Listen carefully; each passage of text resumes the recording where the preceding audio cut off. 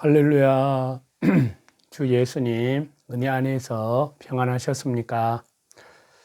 먼저 기도드리겠습니다. 우리를 사랑하시는 자비로우신 아버지 하나님, 감사합니다. 죄와 허물로 죽었던 영혼을 주 예수님의 십자가의 그 귀한 보혈로 살려주시고 아버지의 영광스러운 자녀로 삼아주신 주님, 감사드립니다. 이 시간 역대상 10장에서부터 12장까지 말씀을 통해서 아버지 하나님의 선하시고 기뻐하신 뜻을 성령께서 더욱 올바로 깨달을 수 있도록 우리에게 지혜와 계시의 영을, 우리의 마음의 눈을 더욱 밝혀 주옵소서. 우리 주 예수님을 더욱 깊이 넓게 알아갈 수 있도록 성령님께서 인도하여 주옵소서. 믿음으로 하나님과 동행하며 살게 도와주옵소서. 다시 오시는 주님의 영광 앞에 그리스도의 순결한 신부들로 다 설 수 있게 은혜 내려 주옵소서. 예수님의 이름으로 기도하옵나이다. 아멘. 오늘은요, 역대상 10장에서부터 12장까지 말씀인데요. 역대상 10장 말씀을 통해서 하나님의 말씀과 성령으로 충만하게 되기를 간절히 기도합니다.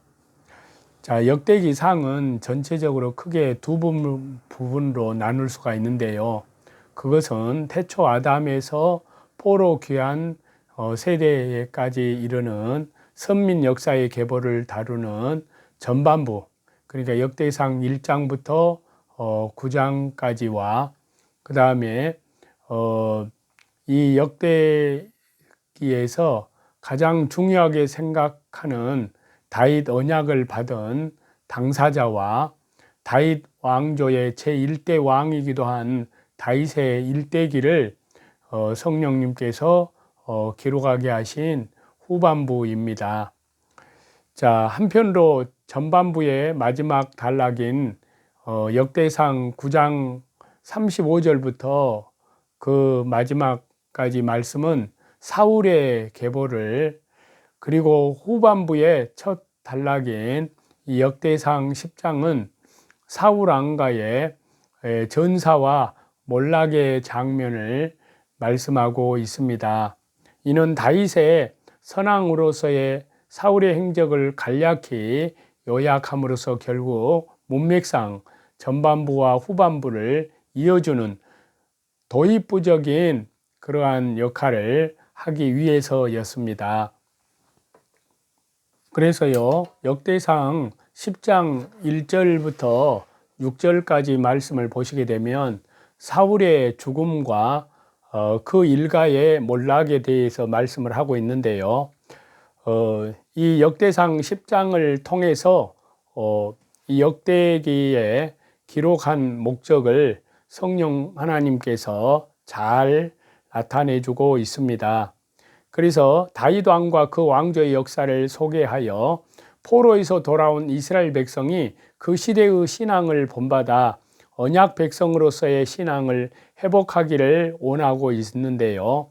그래서 불신앙으로 왕권을 행사한 사울 왕의 치세는 과감히 생략을 하고 하나님의 심판에 의한 사울과 세 아들의 죽음에 대해서만 자세하게 기록을 하고 있습니다. 그래서 이 역대상 10장은 11장에서 시작되는 다윗 왕가의 역사를 진술하기 위한 배경 설명이 되는 것인데요. 그래서 역대상 10장은 이러한 역대기의 기록의 목적에 따라서 사무엘상의 31장에 기록된 말씀을 중심으로, 그러니까 그 역사를 중심으로 사울왕의 죽음과 몰락하는 사울의 그 가문을 소개해서 말씀하고 있습니다. 사울은 블레셋 군대가 우수한 군대와 무기로 무장되어 있어서 평지에서의 싸움이 불리하다고 생각하여 길보아 산지에서 전투를 벌였습니다. 그러나 그의 인간적인 지혜에도 불구하고 하나님께서 함께 하시지 않는 전쟁은 패배로 끝날 수밖에 없었다는 사실을 우리는 명심해야 됩니다. 또한 사울이 이방인의 손에 죽기보다 자살을 택한 그러한 장면은 언뜻 신앙적인 행동으로 보이지만 오히려 자신의 명예나 자존심을 위해서 자살을 택했다고 보는 것이 타당하다고 할 수 있습니다. 한편으로 이 역대상하를 기록한 하나님께서는 사울의 죽음과 그의 아들들이 전사한 것을 그의 온 집이 죽었다고 역대상 10장 6절에 그렇게 표현을 하는데요.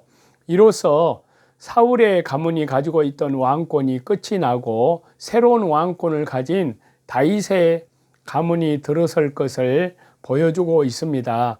결국 하나님의 뜻에 불순종한 사울은, 끝까지 회개할 줄 몰랐던 사울은 심판을 받아 멸망당하고 하나님께서 합당한 자로 선택한 다윗이 그 왕위를 잇는 사실로서 저와 여러분에게 축복과 저주의 언약, 생명과 사망의 언약을 보여주고 있습니다.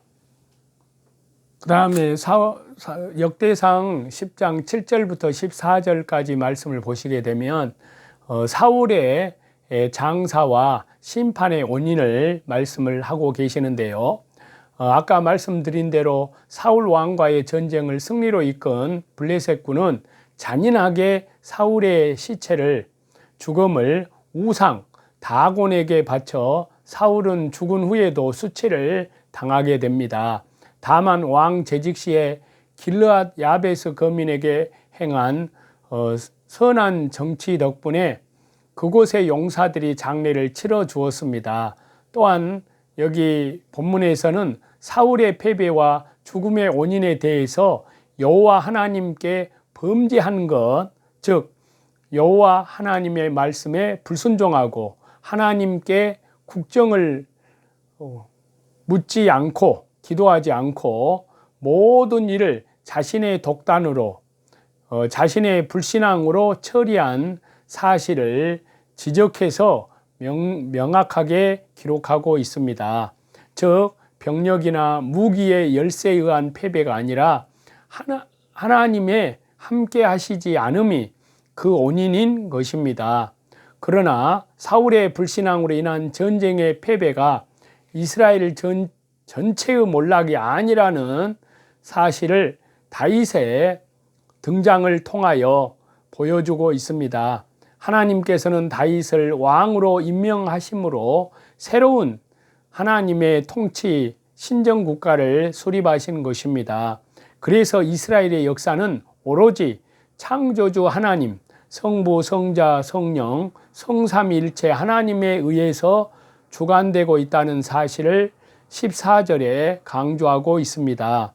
그렇기 때문에 결국 바벨론 제국에 멸망당하여 수치스럽고 쓰라린 포로 생활을 마치고 돌아온 이스라엘 백성들에게 자신들의 고난의 원인이 무엇인지를 깨닫게 하고 이제 새롭게 다시 재건되어야 할 하나님께서 통치하시는 신정국가의 목표와 방향을 제시해 주고 있습니다. 그래서요, 하나님 나라의 일꾼으로 남으려면은 현대 사회는 급속도로 변화하고 있습니다. 따라서 그 변화를 수용하지 못하면 역사의 낙오자가 됩니다. 하나님의 역사도 마찬가지입니다. 하나님께서는 하나님의 기쁘신 뜻대로 역사를 진행하시고 하나님 나라를 확장해 가고 있습니다. 그러나 하나님의 역사 진행에 부응하지 못하는 사람은 구속사의 진행 대열에서 낙오할 수밖에 없습니다. 이러한 사례는 신약성경 디모데후서 4장 10절에 보면은 데마가 이 세상을 사랑하여 신앙을 버리게 됨에서도 발견됩니다. 그렇기 때문에 우리는 마음을 날마다 말씀으로 새롭게 하여 변화를 받아 구속사의 진행에 앞장서는 그러한 자로 쓰임받는 자가 되기를 간절히 기도합니다. 이 사명이 식어갈 때에 우리는 이 본문의 사울 왕처럼 제거당하고 다른 이가 나를 대신할 것을 알아야 합니다. 사울의 비극적인 죽음을 소개하는 이 말씀을 통해서 저와 여러분, 우리는 하나님의 역사에 올바로 따라가지 못하는 자가 당하는 참상을 보게 됩니다.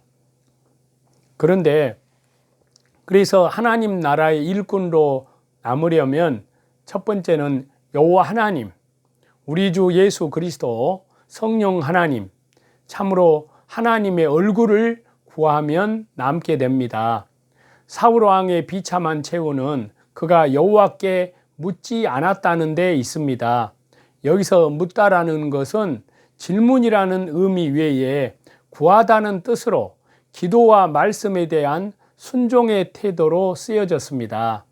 그렇기 때문에 이 본문에서 하나님께 묻지 않았다는 것은 기도하지 않고 또한 하나님의 말씀에 순종하지 않고 자기 뜻대로 살아간다는 것을 의미합니다.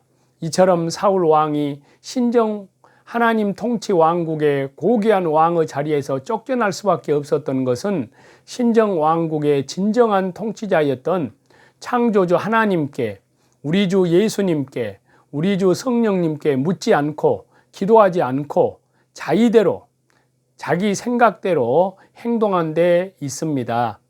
신앙의 믿음의 용장, 믿음의 선진 여호수아도 하나님께 묻지 않았을 때 아이성의 정복의 실패와 기브온 거민과의 협약의 실수를 경험할 수밖에 없었습니다.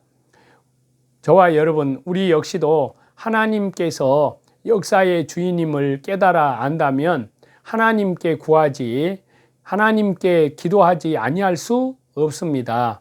그러면 저와 여러분은 항상 하나님과 기도로 대화를 나누는 삶을 하고 있는지, 여기에 대한 긍정의 대답이 없다면 하나님은 당신이 아닌 다른 사람으로 역사를 이루어 하나님의 역사를 이루어 나가시게 되는 것입니다. 두 번째, 하나님 나라의 일꾼으로 남으려면은 여호와 하나님, 우리 주 예수 그리스도, 우리 주 성령 하나님, 성부 성자 성령 삼위일체 하나님을 얼굴을 구하지 않으면 제거됩니다. 사울은 하나님께 묻지 않았기 때문에 죽임을 당했습니다. 여기서 죽다라는 것은 처형하다, 죽게 하다 이러한 뜻인데요. 이는 하나님께서 직접 범죄자를 제거하심을 보여주고 있습니다.